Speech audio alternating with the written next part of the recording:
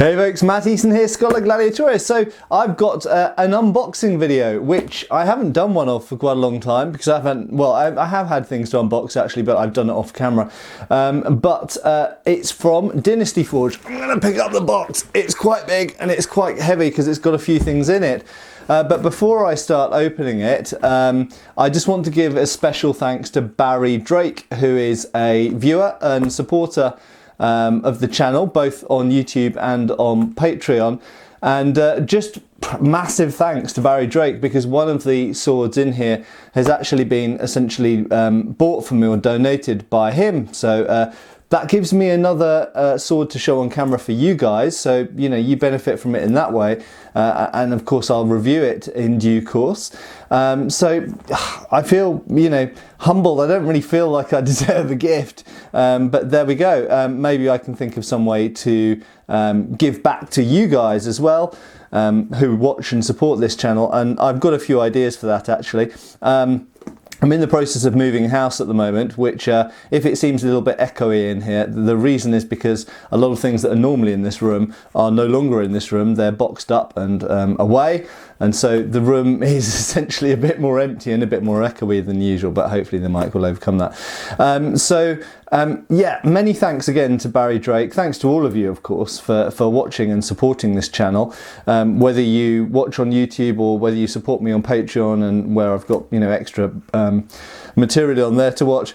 Either way, it's all absolutely intrinsic and vital to me being able to justify devoting time to running this channel, because actually for anyone who's had a go at this kind of business, it actually is quite time consuming, and you need to, even just preparing and thinking about things that you can talk about that you haven't already talked about 10 times before. But Dynasty Forge. So Dynasty Forge, I've reviewed 2 of their swords before. The sky-piercing Jan, the Chinese straight sword, which I will also look at Jans in future videos, and Chinese swords in general in future videos, with a collaborator who I'm lining up. Apologies that hasn't come sooner, but I've been incredibly busy with work and preparing to move house and all that kind of stuff. And I've also reviewed their bastard sword, which and both of which you know, had, I think, very favourable reviews. I was impressed particularly with the blade geometry and blade quality on both of those swords. I had some feedback on the hilt fittings and so on and so forth. But without further wittering from me, which I know you're used to if you watch this channel anyway, let's open this box and have a look, see what's inside it. As I say, it is a large box that is about, what is that? Probably like 4 feet high and relatively heavy. I think, if I remember correctly, it has 4 swords on it, one of which is from Barr Drake. The other 3 are from Dynasty Forge, obviously linked below to their website. And let's have a see what's in there. Just to say also before I open this, these are not going to be reviews of the objects that are in there quite yet. They're just simply going to be showing you what's in there, and then of course I will do reviews of those individual swords in future videos, including probably some cutting and other bits and pieces. Right, so let's get on with opening the box. Just before I start opening, I know people like to know what I'm opening it with. I'm using the CRKT Drifter. I'm a big fan of CRKT knives. I know they're not high end, they're not bottom end either. They're kind of affordable, and everything I've had from CRKT I pretty much like. Right, so here we go, opening the box. Now, I am not going to show all of the opening of the box on camera, because apart from that being time consuming and probably fairly boring for you, it's not a box that's it opens along the side essentially, so it's not very easy. I'm just going to put this up on a chair. It's not very easy for me to actually show, because I'm going to have to put the box down on the ground in order to get things out of it. Should mention, postage from Canada to the UK, Europe in general, can be costly. It can be fairly expensive for the postage, and you have to pay charges, you have to pay taxes, I'm afraid, when it arrives, which is 20%, I think, of the total value of what's in the box, which is a bit harsh, but you know, there we go, that's life, taxes, that's how the governments get all their money out of us, us people earning money for them so they can do, I don't know what, anyway, it's, one thing I was going to say about the post is it comes really quickly. Okay, so if you've never ordered anything from Canada or the US or wherever in the UK or Europe, don't be put off by the shipping time because it can get here really quick. And I obviously sell antique swords, and I post stuff to America and Canada and all over the place all the time. And actually, sometimes swords that I post get to customers in America quicker than they get to customers in Europe or places much more closely. Right, I'm going to edit now while I work out which thing to pull out of here first. So there's some bubble wrap in here. I like bubble wrap, much better than packing peanuts, and it can be reused. Obviously packing peanuts can be as well, but oh, right. Here's the first box inside a box. So all of these things are boxed individually inside the big box. Right, let's find a way to lean that there. So here we go. Let's see what's inside this one. Oh, what is it? Oh, okay. Oh yes, I know. So this is Dynasty Forge's Knight, I believe it's called. So it's an arming sword, aesthetically very similar to the bastard sword I've reviewed before, but it's a one-handed sword. Nice hilt length, same basic hilt construction, same type of leather as the bastard sword. Slightly, I've actually got the bastard sword over there. I thought it used the same pommel as the bastard sword, but it doesn't. It's actually a different cross section to it. Ah, and that's a nice blade. It's quite a hefty arming sword, and it's got quite a thick blade section with not a huge amount of distal taper, but quite a thick, strong, reinforced tip. It's not heavy, but it's quite tip. It's got a lot of tip presence for this type style of blade. That is quite a chunky sword, I have to say, for an arming sword. It feels at first. It feels a little bit kind of tip heavy for this style of sword to me. Comes with a pommeling a tool while there. Comes with a scabbard, very similar to the bastard, and I've got to say the scabbards are very nicely made. It's got good single bevel edge geometry, seems pretty sharp. Well, we'll have a review of that in due course, but it's certainly a nice looking sword, and everything seems tight and very well finished on it. Right, let's move on and see what the next sword in the box is. So this one feels, oh, well, there we go. So that gives us some clues as to what that is. So the point of this one has actually come through the box.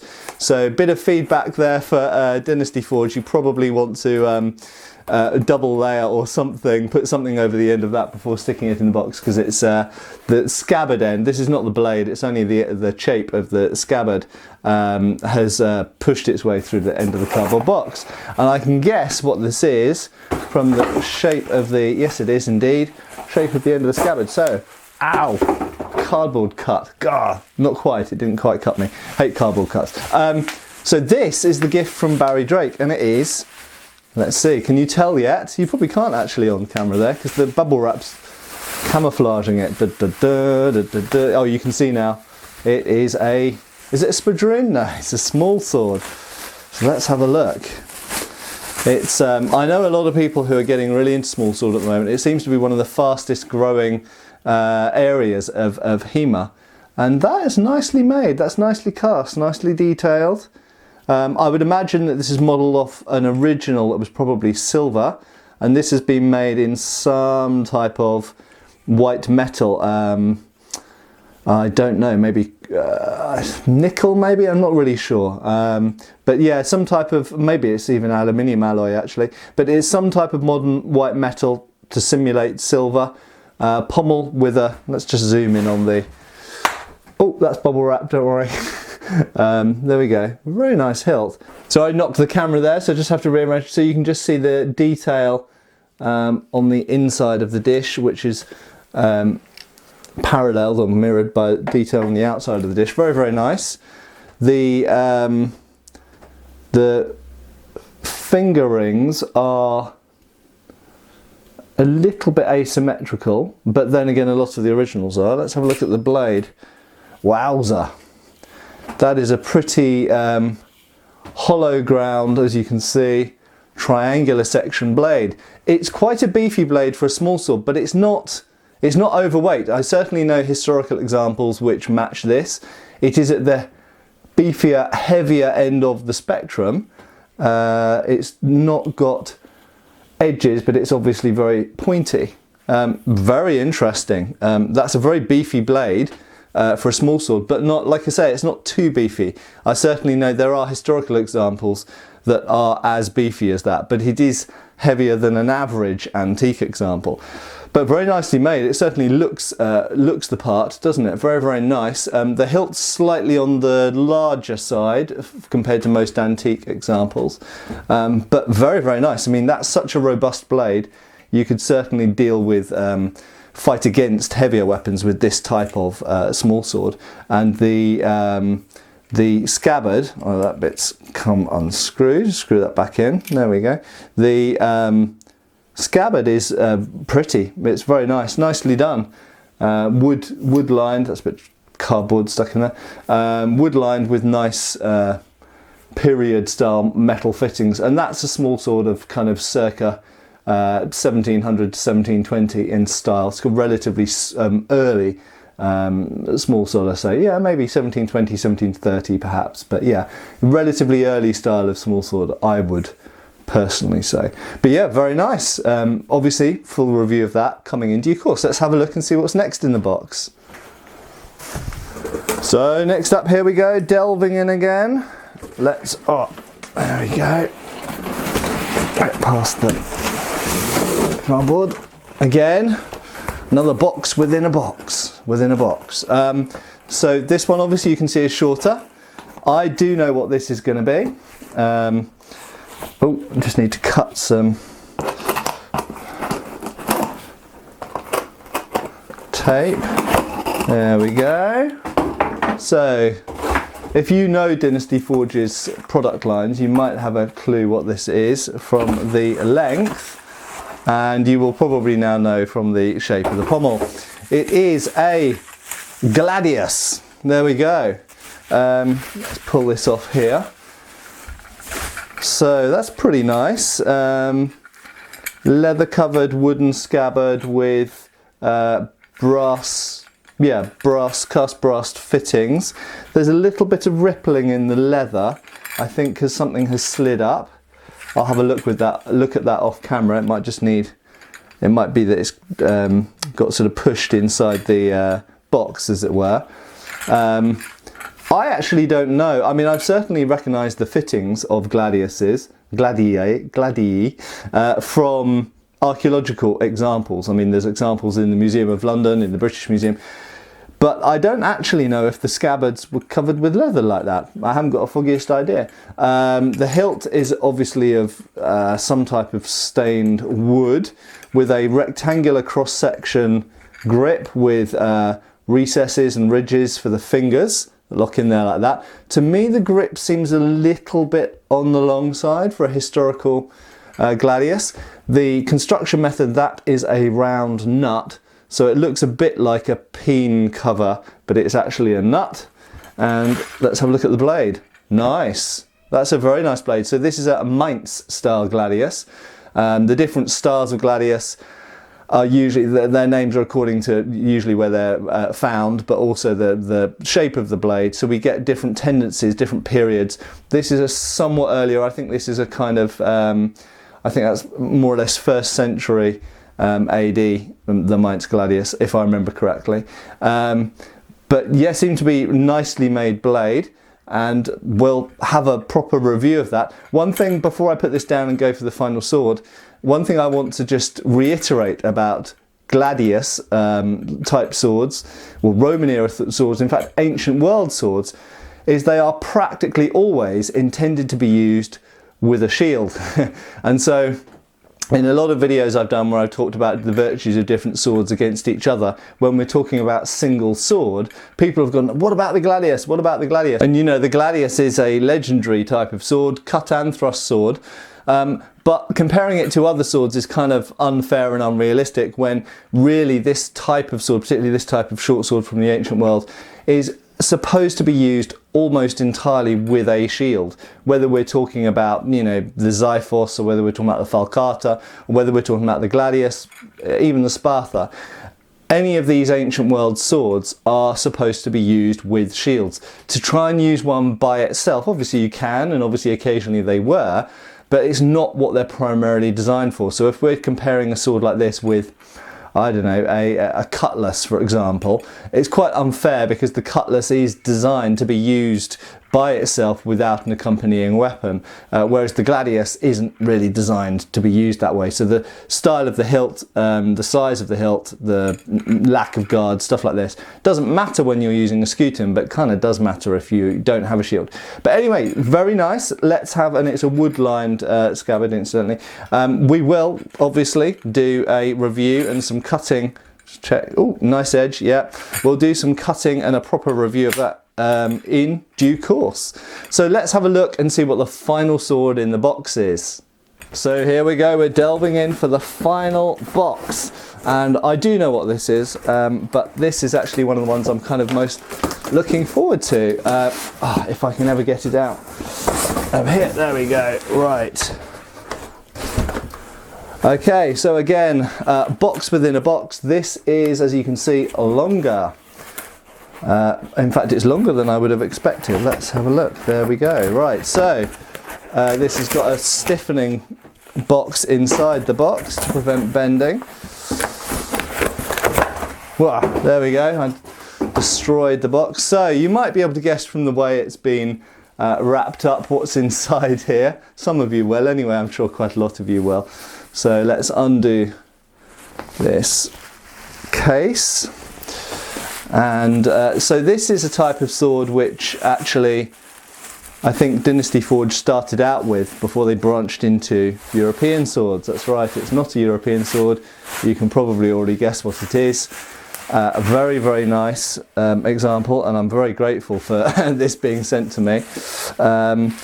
So this is one of their larger, let's tear this bubble wrap. It's one of their larger, slightly longer bladed, so I think it's about 32-inch blade, katana. And it's really cool because, you know, I've made videos about katanas. Obviously I'm not a katana expert. I've done, you know, in the past I've done some kendo, but I have handled a fair number of antique katanas over the years, and I have made some videos talking about katanas, and one of the points I make when you're comparing them with other swords that people who don't necessarily get to handle lots of swords don't necessarily realise is katana are relatively short swords. A lot of people who, you know, just see katanas in anime or movies think that katanas are long because they've got a long grip, but actually the blades, compared to other world swords, European swords or African swords or whatever, or Indian swords, are on the short side. They, you know, a lot of katanas, if we're not talking about tashi or no dashi or anything like this, we're just talking about katanas. Katanas tend to have between kind of 26 and 30-inch blades. So this is more of a kind of O-katana. This is a large bladed 32. Oh, pretty. 32-inch bladed katana, and man, that is a good looking blade. So it's folded steel, which has been lightly etched, and it's got a real clay hardened hamon on it as well. And that is a seriously, seriously good looking sword. A lot of blade presence, as you do have with Japanese swords. I'll just carefully put down the saya. There we go.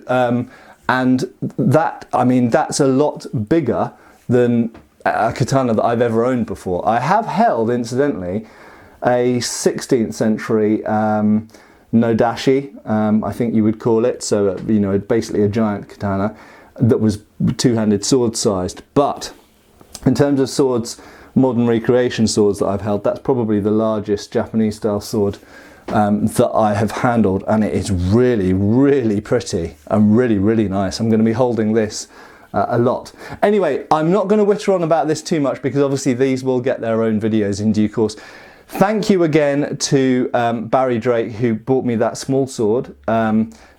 Just, you know, I'm really, given that I own a lot of swords and stuff, I don't feel like I deserve a gift like this, but thank you very much anyway, and thank you for supporting the channel.